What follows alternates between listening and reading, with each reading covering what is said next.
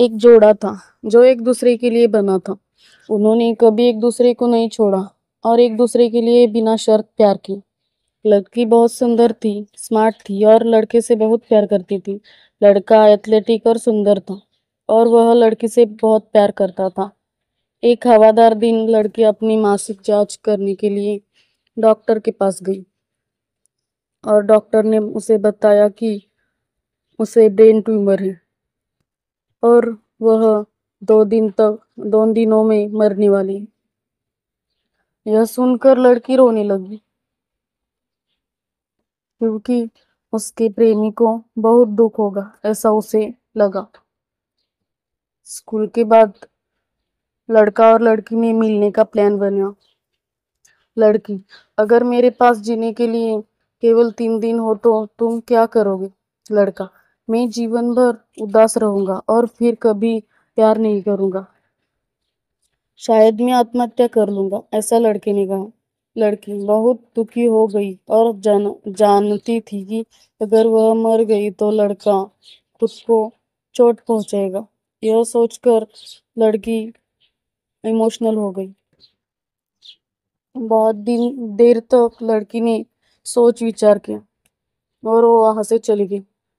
इसलिए जब वह वैलेंटाइन डे पर उसके घर गई तो उसने उससे कहा, मेरे पास वैलेंटाइन डे के लिए एक खेल है, निर्देश है। अपनी आंखें बंद करके 10 तक गिने और फिर अपनी आंखें खोले और वह नोट पढ़े।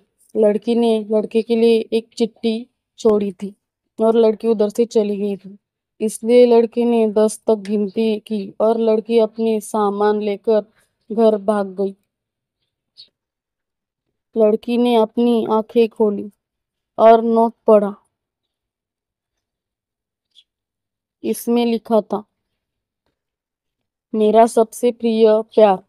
अगर आप यह पढ़ रहे हैं तो इसका मतलब है कि मैं शायद अब तक अपने घर हूँ, इसलिए मुझे ढूंढने मत आना। मैं तुम्हारे लिए कपड़े पहनकर कुछ अच्छा पहनने जा रही हूँ। मैं 2 दिन तक स्कूल नहीं आ जाऊंगी। स्कूल के बाद दूसरे दिन रात 8 बजे। ऐसा उस चिट्ठी में लिखा था।